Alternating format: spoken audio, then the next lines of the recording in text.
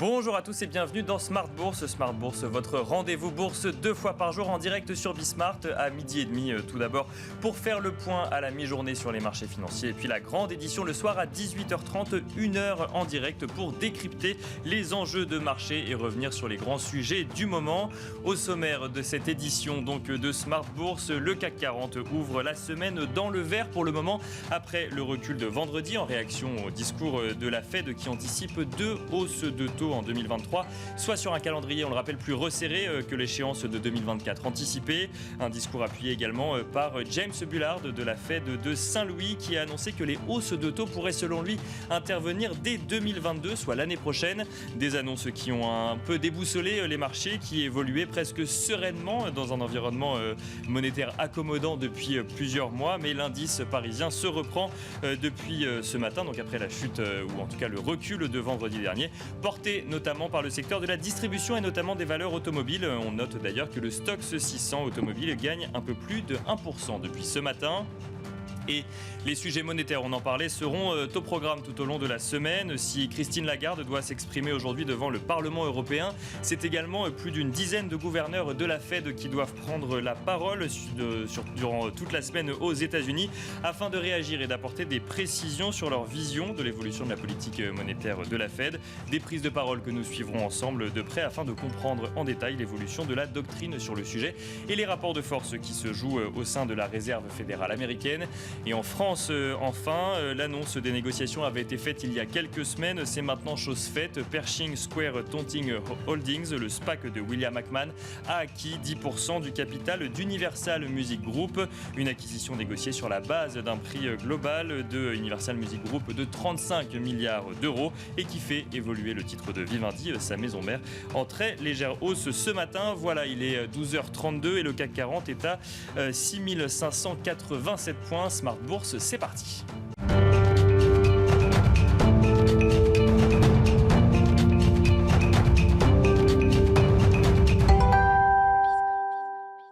Et tout de suite, tendance mon ami avec Eva Ben Saadi en direct depuis la salle des marchés de Bourse Direct. Le CAC 40 hésite mais évolue à la hausse à la mi-journée après une matinée de baisse. Si les marchés ont réussi à digérer les annonces moins accommodantes que prévues de la Fed mercredi, les propos du président de la Réserve fédérale de Saint-Louis en fin de semaine ont semé le doute. James Bullard a en effet déclaré vendredi prévoir une première hausse des taux dès l'année prochaine pour contenir une inflation plus élevée qu'attendue et selon lui plus durable. Dans ce contexte, les investisseurs suivront donc de près l'intervention de la présidente de la Banque centrale européenne Christine Lagarde ce lundi, mais aussi celle d'une dizaine de présidents et gouverneurs de la Fed qui doivent s'exprimer ces prochains jours, dont James Bullard à nouveau, ce qui devrait provoquer des mouvements de va-et-vient sur les marchés. Jérôme Powell, lui, sera auditionné ce mardi par une sous-commission de la Chambre des représentants sur le plan d'aide d'urgence pandémique ainsi que sur le programme d'achat d'actifs. Pour l'instant, il n'a esquissé aucun calendrier pour une réduction progressive du soutien monétaire. Il faudra aussi attendre la fin de semaine pour prendre la mesure de l'inflation en mai aux États-Unis avec la publication de l'indice PCE. Retour en France et une bonne nouvelle quand même du côté sanitaire. Le couvre-feu est levé depuis hier soir dans tout le pays. Du côté des valeurs à suivre aujourd'hui, ça continue de bouger du côté d'UMG. Vivendi annonce avoir signé un accord avec véhicule d'investissement, le SPAC, d'une société du financier américain Bill Ackman pour la vente de 10% du capital d'Universal Music Group qu'il entend introduire en bourse après avoir distribué 60% du capital à ses actionnaires. Air Liquide à suivre également. Il a signé un protocole d'accord avec Airbus et le groupe ADP pour préparer l'arrivée de l'hydrogène dans les aéroports en 2035. Dans ce même temps, Airbus annonce la nomination de Catherine Gestin au poste de directrice de la gestion des systèmes d'information et du numérique et en tant que membre du comité exécutif du groupe d'aéronautique à compter du 1er juillet.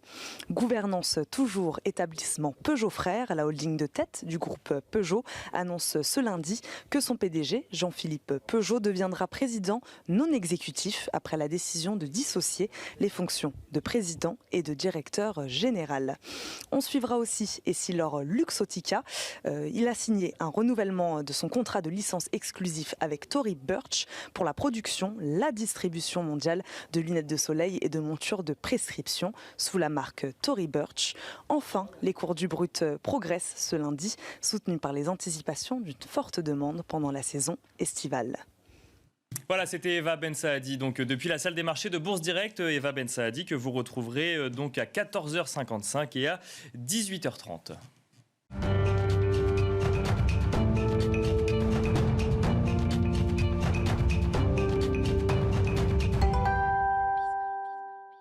Et on commence à présent la semaine, comme tous les lundis, avec Romain Daubry, membre de la cellule Info d'Experts chez Bourse Direct. Bonjour Romain Daubry. Bonjour Nicolas.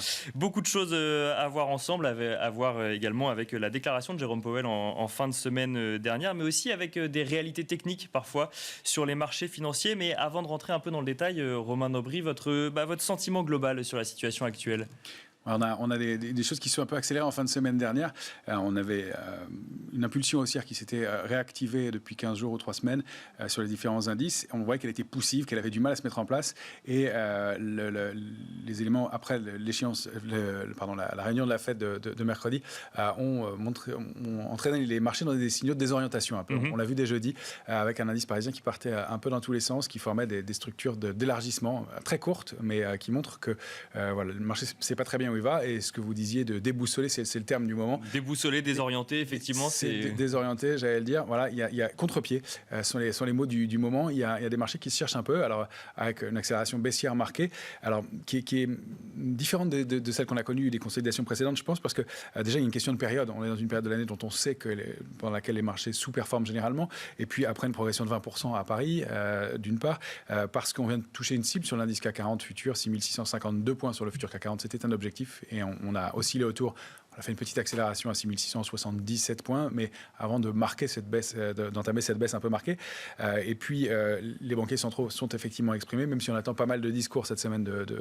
Qui vont permettre de préciser, mais bon, on a quand même la tendance générale donc voulue par la politique, enfin par la Réserve fédérale américaine. Manifestement, et ça laisse un peu les opérateurs un peu pantois, d'après ce qu'on lit graphiquement et techniquement, avec beaucoup de contre-pieds sur quasiment tous les actifs. Et puis, il y a ce phénomène technique de l'échéance des marchés dérivés qui avait lieu notamment sur l'Eurostoxx, c'est le gros indice en Europe, vendredi à midi, et à partir duquel on a vu, au moment de l'échéance de l'Eurostoxx, entre 11h50 et midi, une accélération baissière marquée qui a commencé à se mettre en place et qui ne s'est pas démentie de la journée, avec un indice CAC 40 qui a suivi, pour lequel l'échéance avait lieu à 16h.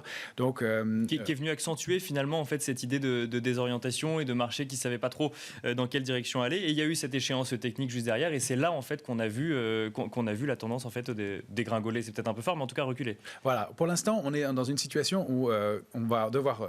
L'enjeu, ça va être de déterminer si on va assister à une consolidation. Je pense qu'on a assisté à un point haut à court terme, en tout cas, vraiment à court terme, à quelques jours, peut-être quelques semaines, mais qu'on va voir si c'est une consolidation latérale qui va se mettre en place avec des niveaux bien identifiés et quelque chose qui va se faire assez sagement. Je pense qu'il y aura dans tous les cas de la volatilité à l'intérieur de cette consolidation. En revanche, de voir si ce ne sera pas une consolidation un peu plus marquée, c'est-à-dire qu'au lieu de consolider de 3 à 4%, ce serait plutôt de l'ordre de 6 ou 7%. Voilà à peu près les enjeux. Je ne pense pas que ça aille plus loin parce qu'on a ce consensus global, on le sait depuis le mois d'avril-mai dernier, où les gestions, les gros opérateurs ont décidé d'alléger, d'écrêter un peu et de se laisser porter. Donc d'où ces mouvements poussifs et très techniques qu'on a connus jusque-là, d'où l'accélération baissière assez technique et liée à l'échéance des marchés dérivés, je pense aussi.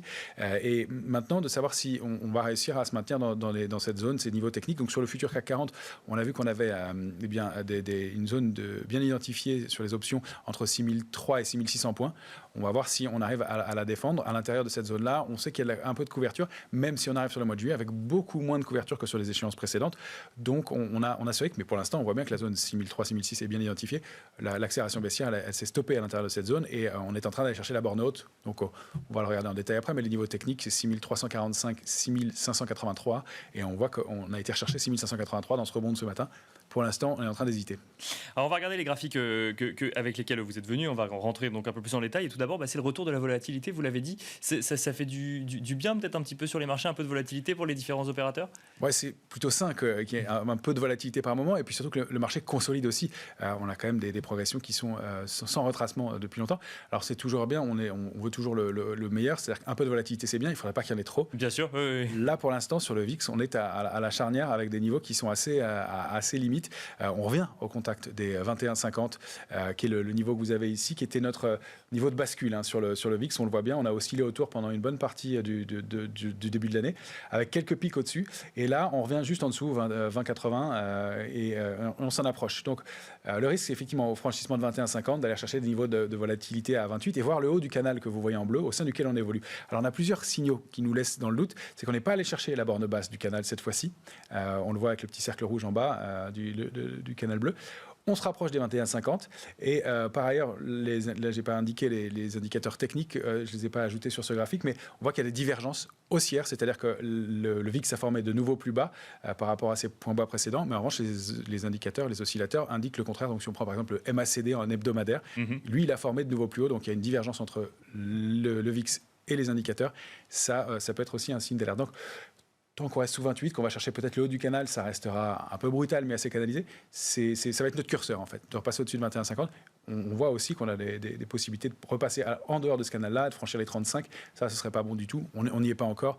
Ce n'est pas le scénario principal, mais on surveille tout ça. Donc, un peu de volatilité, oui, pas trop. Pas trop de volatilité, c'est ça. Toujours une question d'équilibre sur les marchés financiers. Direction les États-Unis à présent, Romain Debris, avec des tendances finalement assez différentes qu'on regarde le Dow Jones ou le Nasdaq 100. Oui, alors là pour une fois, j'ai pris le Dow Jones parce qu'on a une structure graphique de retournement baissière qui s'est mise en place depuis maintenant le mois d'avril dernier. On considère quasiment que le Dow Jones n'avait rien fait à part marquer un plus haut, mais il évoluait dans un trading range. Et vous voyez cette structure de retournement baissière. Alors, ça peut être un double top, ça peut être aussi une épaule tête-épaule. Elle est très moche, on voit qu'elle est assez décalée avec une toute petite épaule à gauche, une épaule très large à droite, un sommet qui est quasiment au niveau de l'épaule de droite, mais des niveaux de prix bien identifiés par le marché avec un gap baissier, une ouverture sous la ligne de coût et une accélération baissière marquée et la fin de la semaine au plus bas, quasiment sur son support à 33 220 points.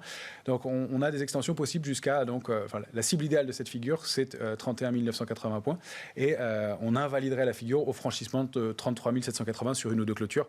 Ce serait l'invalidation du moment. On voit que pour l'instant le marché hésite, ne sait pas trop ce qu'il en est. En tout cas, lui, il a bien rompu le canal haussier au sein duquel il évoluait. La dynamique haussière est clairement cassée et la possibilité d'aller former de nouveaux plus hauts pour l'instant est probablement remise à quelques jours, quelques séances au moins. Sur les valeurs technologiques, la tendance est la même, Romain Debris ? Alors sur le Nasdaq, c'était important et intéressant à surveiller aussi parce que là, on n'a pas craqué, on a défendu ce niveau de 14 049, on en parlait déjà la semaine dernière. On disait qu'au-delà de ça, on pouvait aller former une extension. Alors c'était au-delà de 13 770, il y avait une extension possible vers 14 594 points. Une structure en épaule, tête-épaule, un petit peu déformée aussi, mais inversée, mais un petit peu déformée aussi. On a réussi à accélérer un peu et on bute entre 14 049 et 14 128 points. Pour l'instant, sur les futurs, on est juste sous 14 128 points. On préserve ce niveau de 14 049, donc la pulsion haussière n'est pas invalidée. Là, c'est pas la même configuration. Et donc, tant qu'il y a un indice majeur aux États-Unis réussi à maintenir le cap et à rester haussier, on peut considérer que c'est pas très gênant et que la tendance va rester au moins canalisée et va permettre de consolider pour l'As. Donc, on est à la frontière de résistance finalement dans le secteur technologique pour l'instant aux États-Unis. Et qui redevient le secteur fort depuis une dizaine de jours, effectivement. D'ailleurs, on le voit aussi en Europe de façon très nette. C'est le secteur qui surperforme, qui tient le mieux dans l'immédiat. Et donc voilà, avec des risques de retour sous 14 049, 13 770, puis le bas du canal haussier qu'on a déjà testé il y a un mois de ça et sur lequel on a rebondi. Donc le fameux 12 994 sur lequel on a rebondi deux fois avant de réaccélérer à la hausse. Ce serait pas bon d'aller retester le bas du canal haussier une deuxième fois sans être allé chercher la borne haute. Ce serait vraiment un signe de faiblesse dans l'indice. C'est là où on pourrait avoir des choses un peu plus graves. Donc l'alerte de court terme, vous la voyez, 13 535. Moyen terme, elle est relativement proche, sous les 13 000 points. Ça deviendra un peu délicat sur le Nasdaq. Alors direction l'Europe à présent avec l'Eurostoxx. On va regarder la tendance de l'Eurostoxx ensemble où là, on voit moins de figures de retournement ou alors... Alors pas encore, c'est moins méchant. C'est moins méchant. On a comme élément quand même d'invalidation. Alors c'est un graphique de l'Eurostoxx en hebdomadaire. D'accord. On voit que l'indice évolue au sein d'un canal haussier, actif depuis plusieurs semaines maintenant, et qu'il n'est pas parvenu à aller chercher sa cible, une résistance importante à 4180. Ça, c'est un petit signe de faiblesse. Et puis la dernière bougie, la bougie de la semaine dernière, qui englobe la bougie de la semaine d'encore avant. D'accord. C'est ce qu'on appelle un avalement baissier. Vous voyez cette grande bougie rouge. Un avalement baissier en haut de marché, c'est un signe de faiblesse toujours. En revanche, on n'a pas rompu la borne basse du canal, donc on va placer notre alerte à 4034, qui sera la borne basse du canal pour la semaine, avec un risque d'invalidation pour aller chercher une cible à 3857 points, lors de 4% de retracement. Rien de méchant non plus. Un marché qui a consolidé, donc encore une fois, un petit retour de volatilité, une petite consolidation dans un marché qui a extrêmement bien performé, avec très peu de retracement depuis plusieurs semaines. Ce serait plutôt de bon ton aussi, et un mouvement assez sain. Rien de grave jusque-là, et on voit encore avec du potentiel haussier pour les semaines qui viendraient. Mais là, à court terme, un peu plus de prudence, un peu plus de méfiance, c'est un peu wait and see. On n'a pas encore déclenché, on surveille. Alors ça, c'est pour les indices, on parlera du CAC 40, mais rapidement, les investisseurs n'ont pas été désorientés que sur les indices actions. L'euro-dollar ou les matières premières ont également été impactés rapidement. Le dollar reprend finalement un petit peu d'ampleur par rapport à l'euro. Énormément, il y avait une tendance bien haussière, bien affirmée sur l'euro, qui avait franchi le niveau de 1,1225 à la fin de l'été dernier, et qui avait entamé un parcours haussier bien net, bien marqué. Et il y a une double invalidation sur 1,2228 qui est une résistance importante, avec on voit toutes ces mèches en haut, et donc un gros mouvement de baisse la semaine dernière, une accélération forte qui a pris à revers la spéculation, qui était haussière, et qui donc laissait présager qu'on allait franchir ces 1,2228 et aller chercher des extensions, pourquoi pas 1,25. Donc là, il y a un mouvement de retournement assez brutal, et ça permet de mettre en lumière une possible figure d'épaule tête-épaule. On n'est pas encore validé, ce serait à la rupture de 1,1758 qu'on pourrait l'envisager, qu'elle serait déclenchée. Et pour l'instant, ce n'est pas encore le cas, on est obligé de la surveiller quand même. On défend des niveaux importants, et c'est toujours le même état d'esprit à surveiller, mais il y a des niveaux d'alerte un peu plus marqués possibles, avec des retours un peu marqués cette fois-ci sous 1,1225, entre 1,1104 et 1,1225, donc des mouvements d'invalidation qui pourraient être assez importants, oui. Et niveau matières premières, c'est le cours de l'argent qui est assez impressionnant là, depuis la fin de semaine dernière, où on voit pareil un recul assez conséquent sur la matière première. Oui, je voulais refaire un point dessus, puisqu'on l'avait évoqué la semaine dernière, on parlait d'une accumulation depuis plusieurs semaines, 6 ou 7 semaines, au-dessus de 27,44, sous un niveau de 28,13 important, au sein d'une structure en triangle, donc avec une accumulation près de la borne haute du triangle, ça pouvait déclencher un signal haussier, d'autant plus que la position spéculative augmentait, et on voit le net contre-pied à nouveau, avec une accélération baissière marquée, le retour sur un support à 25,80 et une petite réaction depuis, mais une vraie invalidation. Donc c'était pour illustrer effectivement cette idée que sur les matières premières globalement, il y a eu un vrai coup d'arrêt et un mouvement baissier qui s'est révélé assez brutal. Donc contre-pied sur ça et beaucoup d'autres actifs, ouais, effectivement. Et pour conclure, Romain Aubry, sur le CAC 40 donc qui se reprend ce matin. Qui réagit un peu. Alors là, vous avez une photographie du futur CAC 40 à vendredi soir. D'accord. C'est un graphique en 14 heures, toujours 14 heures parce que le futur ouvre à 8 heures, ferme à 22 heures. Ça fait une séance de cotation de 14 heures. On voit cette structure de triangle inversé, clairement, avec donc ces signaux d'orientation. On est allé déborder un peu la borne haute. Et puis pour accélérer, ce qu'on dit toujours, c'est une figure qui est difficile à travailler, le triangle inversé, parce que vous voyez que les bornes sont mal respectées. En revanche, ça se traduit 9 fois sur 10 par une accélération baissière marquée. C'est bien le cas ici. Donc on a des enjeux et des niveaux bien précis à surveiller. Au-delà de 6652,5, la cible de notre figure, et le niveau sur lequel on a buté récemment, on pourrait envisager une réactivation de la dynamique haussière. On n'y est pas du tout pour l'instant. Il y a une zone de neutralité, à mon sens, qui est 6583, 6652, dans laquelle on pourrait considérer que le pire s'éloigne et que ça va être une gentille consolidation. Pour l'instant, on est sous 6583,5. Je crois qu'on est allé tester ce niveau ce matin, après avoir marqué un point bas, 6470 environ. Là, on est 76. Là, on est dans une zone qui est la zone baissière, couverte de court terme. C'est-à-dire qu'entre 6346 et 6583, on sait qu'il y a de la couverture, de la protection dans les portefeuilles. Ce n'est pas énorme, mais il y en a. Et les investisseurs se laisseraient porter dans un mouvement un peu baissier. Ça pourrait être la zone idéale de consolidation. C'est en dessous de 6346 que c'est plus gênant, puisque là, on sait qu'il n'y a pas de couverture, pas de protection, jusqu'à la zone 5008-6000, où là, il y a un vide, peu d'intérêt et un risque d'accélération baissière un peu plus marqué. Donc, ce sont les grandes zones qu'on va surveiller pour la semaine, neutres, baissières à court terme et à alerte vraiment sous 6350, qui serait pas bon d'enfoncer au risque d'accélérer un peu plus fort. Donc, on va surveiller tout ça cette semaine, mais aussi beaucoup de nouvelles macroéconomiques, Romain Aubry. Il y a les PMI manufacturiers en Europe et aux États-Unis. Il y a également un des indicateurs de l'inflation aux États-Unis avec l'indice des prix donc PCE Core, compris dans les revenus et dépenses des ménages donc aux États-Unis. Et puis donc une semaine monétaire avec les discours des différents gouverneurs donc de la Fed, mais aussi Christine Lagarde qui s'exprime devant le Parlement européen. Et on entendra également Jérôme Powell qui s'exprimera cette semaine. Merci beaucoup Romain Aubry. Je rappelle que vous êtes membre de la cellule Info d'Experts chez Bourse Direct.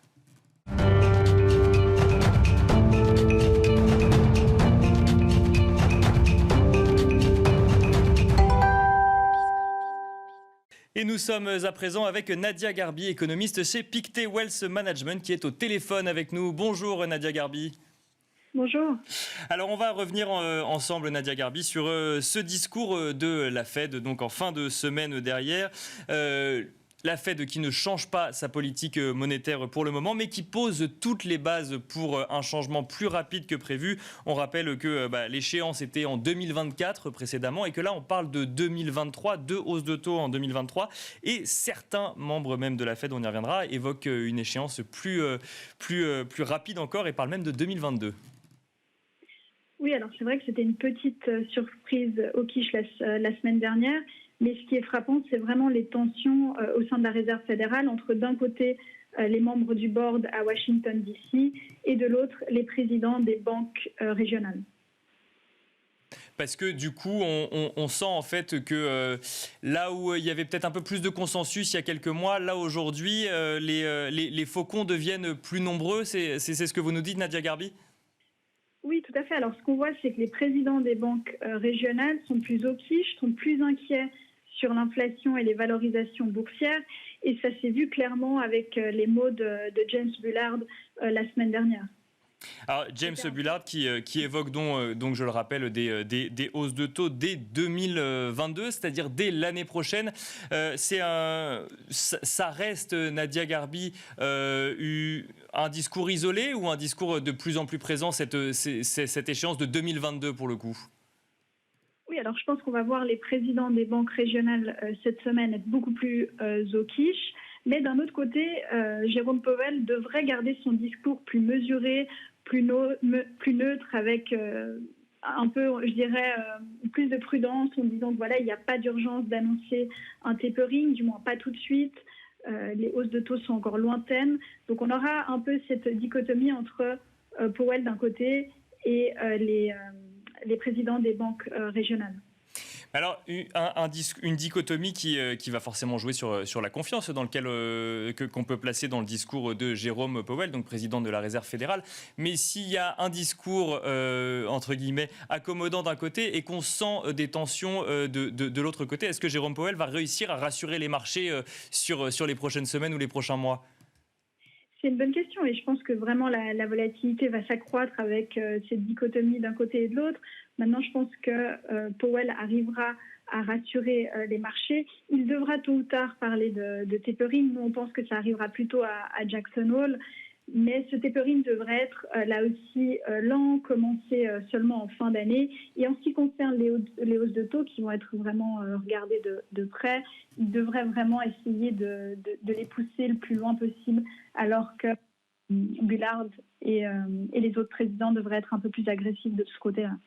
Alors, le tapering dont on a également appris qu'il avait été évoqué. Alors, on prend toujours des pincettes quand on en parle. On dit on a commencé les discussions pour ramener les discussions finalement sur le sujet. Est-ce que là aussi, donc vous suivez ça de près, vous nous l'avez dit, ça peut être une source de crainte supplémentaire pour les marchés financiers aujourd'hui, Nadia Garbi ? Oui, tout à fait. Tout dépend de la communication et de comment il va être communiqué. Nous, on pense que ce sera plutôt un tapering qui va être lent et graduel. C'est vrai que l'économie américaine se porte beaucoup mieux que l'année passée, comme toutes les autres économies, mais les risques restent tout de même présents. Donc, tout dépendra aussi de la communication. Et ce qui est vraiment clé aussi, c'est que cette dichotomie entre les présidents des banques régionales et d'un autre côté le board à Washington, c'est vraiment un débat sur les chiffres éco et notamment sur le marché de l'emploi qui sera aussi important de regarder quel est en fait ce slack sur le marché du travail et à quel point le marché américain de l'emploi est tendu. Parce que c'est vrai qu'on focalise beaucoup notre attention sur l'inflation, mais une des variables clés est aussi le marché du travail pour la Fed et les prochaines données seront clés.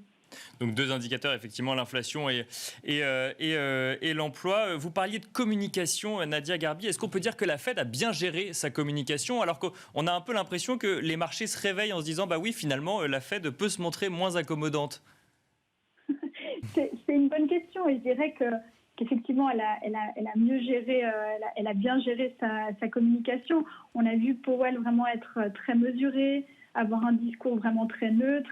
Et c'est vrai que deux jours après, James Bullard étant beaucoup plus agressif en disant le message implique des changements à venir. Je pense que pour le moment, elle a bien géré. Après, il faudra voir les prochains discours. Mais pour le moment, en tout cas cette semaine, Powell devrait réitérer son message de la semaine dernière. Et est-ce que, par exemple, les rendements obligataires qu'on a beaucoup scrutés en réaction à l'inflation ou au discours de la Fed, avec un rendement obligataire à 10 ans aux États-Unis qui est aux alentours de 1,43% à présent, donc qui se détend, est-ce que c'est une preuve que cette communication a été bien gérée ou la cause est ailleurs ? Bon, je pense que la cause est, à mon avis, la communication a été bien gérée. Nous, on pense vraiment qu'il y a encore un potentiel de hausse dans les taux américains. Et lorsqu'on s'approchera du tapering, on devrait avoir une hausse des taux US qui devrait mieux refléter l'activité économique. Donc, actuellement, on peut dire que cette communication a été bien gérée. Et donc on suivra également les rendements obligataires américains. Merci beaucoup Nadia Garbi, donc économiste chez Pictet Wealth Management, d'avoir commenté et d'être revenu sur ce discours de la Fed dont on va suivre les déclinaisons toute la semaine. Merci à vous également de nous avoir suivis en direct et je vous donne rendez-vous ce soir à 18h30 pour la grande édition de Smart Bourse.